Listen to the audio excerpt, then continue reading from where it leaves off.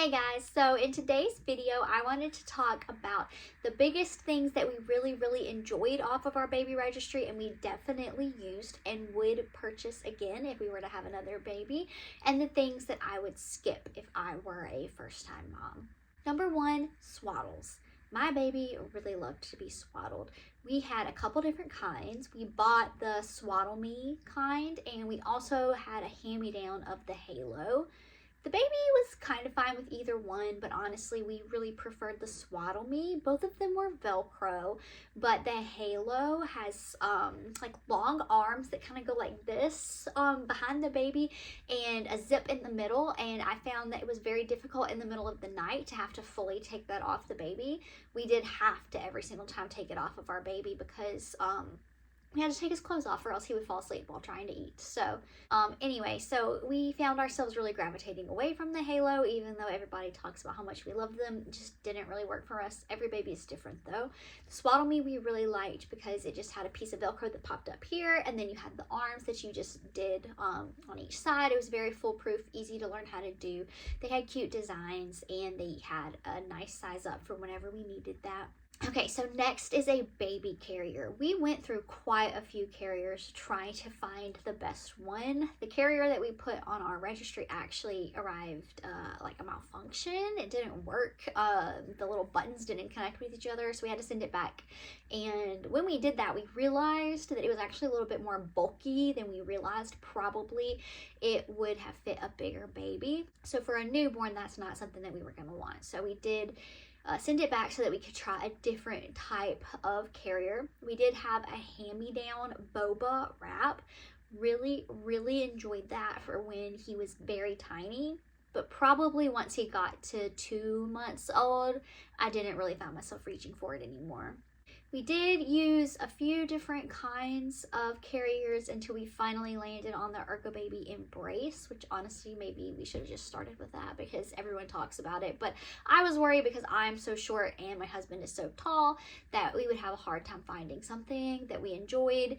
The Ergobaby Embrace was very good though. It was very comfortable to wear. The baby enjoyed it and it was easy to get on and off, which was important because we were using it a lot in the house just to bounce him around. We had our little bouncy ball and we would just sit there and bounce with him in the carrier, and it was so much easier than having to hold him, because when you were holding him and trying to bounce him, your arms would get tired very quickly. So with the carrier, it almost felt like a break because you're just in here bouncing and you can watch TV or do whatever you want because you're free. If your baby is like our baby, it requires motion, bouncing, things like that, the Ergobaby Embrace is probably a really good option. Like I said, I'm very short, my husband's very tall, and it still fit both of us pretty well. So regardless of your height, it sounds like it may be a good plan. Number 3 is a sound machine. Oh my goodness, was this the best idea ever. So for a few different reasons. So first off, it signals the baby to let them know that it's time to go to sleep. So whenever he hears that sound, he literally starts to look sleepy, like he knows it's time for bed. So it's a really good signal for bedtime and for nap time to help him get into that mood. And then 2, it's just really good because it helps to block sound. So when he's up there with this sound machine and we're doing things downstairs, we can be a lot louder than we would otherwise be able to be. Now, we did not get a fancy type of sound machine. It's not even specifically made towards a baby. It's just a regular sound machine that we have in the rest of the house. I'll link the one that we have or show a picture here. So we didn't get like the Hatch or anything like that, so I can't review those specifically, but we've really enjoyed the one we have. You just plug it into the wall, you turn it on, it has different sound levels, and it really does help the baby to fall asleep faster. Okay, so the next one is a bouncer. I really went back and forth before I purchased this because everyone talked about like the Baby Bjorn bouncer, and some people said it was overhyped, that the baby never used it, they hated it, etc. So I wasn't sure if I was gonna do it, but then I finally decided that I was, but I didn't get the Baby Bjorn, I got the Ergobaby bouncer. And I am so glad that I did because it was so nice to have a place to put the baby that wasn't the floor. And it was really, really nice to have a place to put the baby where he could be elevated and see things, because he really liked to do that and look around.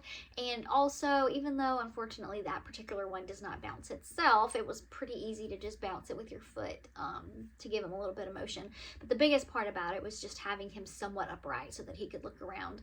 Now, would I necessarily get the Ergo Baby one again? Maybe, because I really liked the fact that it has an infant insert in it, so it looked really, really comfortable for him when he was a newborn.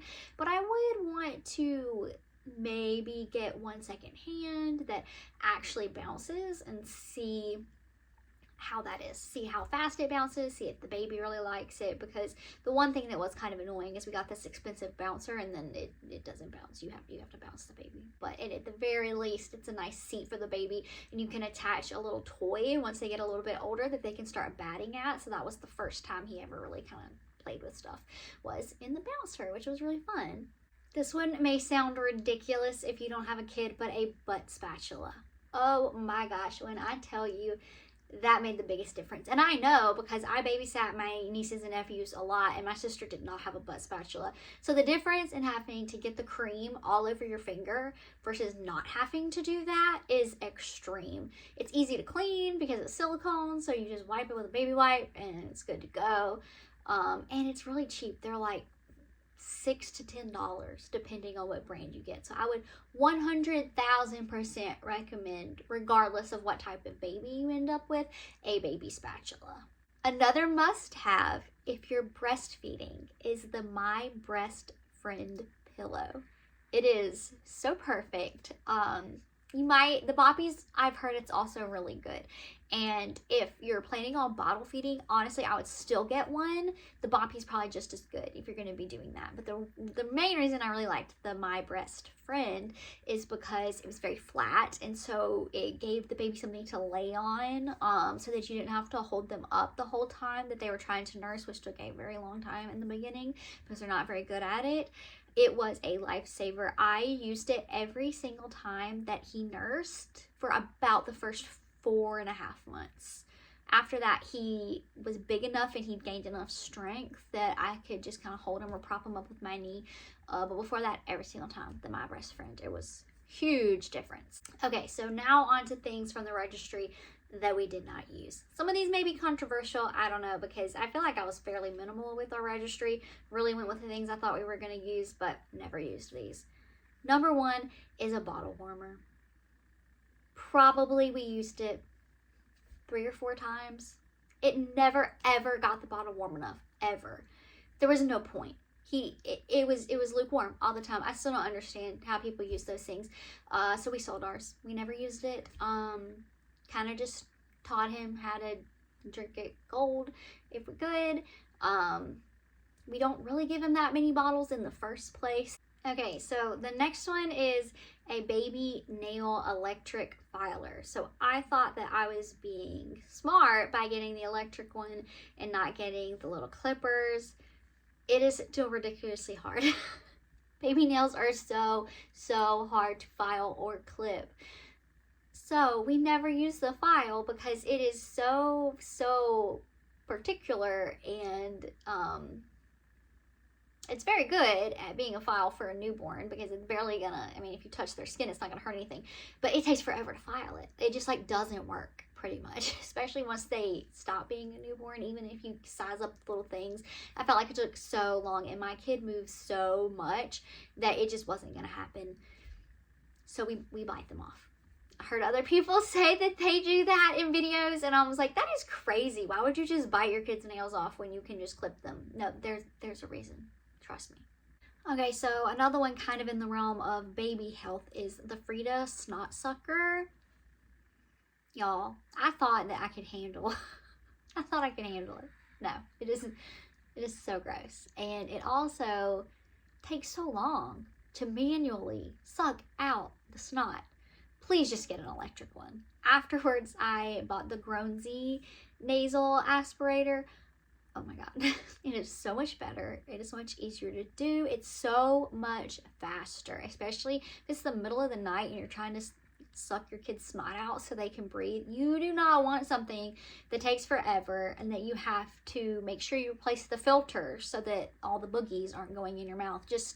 It's just not worth it. Just go ahead, get the electric one. It's worth it. Okay, and now for a couple of things we actually didn't put on our registry, and I'm glad that we didn't because we didn't end up needing it. One is a sterilizer. So I knew that we were going to sterilize babies' like bottles and pump parts for the first couple months because we live in the USA and that's what the CDC recommends. But I did not want one more thing on my counter. I was already so overwhelmed by all of the things that we had. And so I decided that I was just going to go ahead and boil everything as my means of sterilization because the CDC said that was fine. And so that's what I did. Like I said, we did not use that many bottles. So maybe if we would have been like only doing formula or only bottle feeding in general, I would have had a different opinion on this. But I still did pump a fair amount. And so I was doing a fair amount of sterilizing. But I just boiled it for the recommended amount of time and then I let it dry out on the drying rack and that was it. And once he was 2 or 3 months old, I stopped doing that. And now I don't have a big sterilizer sitting in my house, so I'm glad that I didn't get it. Another thing that we didn't put on our registry and we didn't end up needing was a diaper caddy or one of those little like rolling things that you see people get for their diapers or breastfeeding, things like that.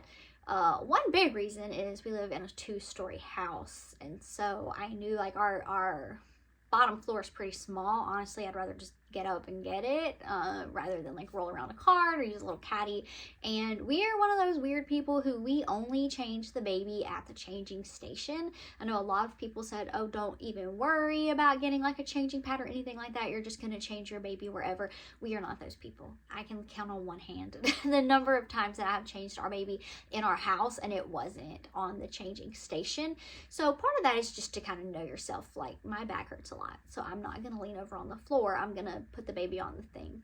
So diaper caddy really wasn't needed for us, and neither was like a caddy for breastfeeding supplies or anything like that. Okay, and there you have it. Those are the things that we used and that we didn't use from the baby registry. Leave a comment and let me know what was the thing that you thought was the most important from your baby registry and the thing that you probably could have lived without. If you liked this video, please subscribe and I'll see you guys next week. Bye!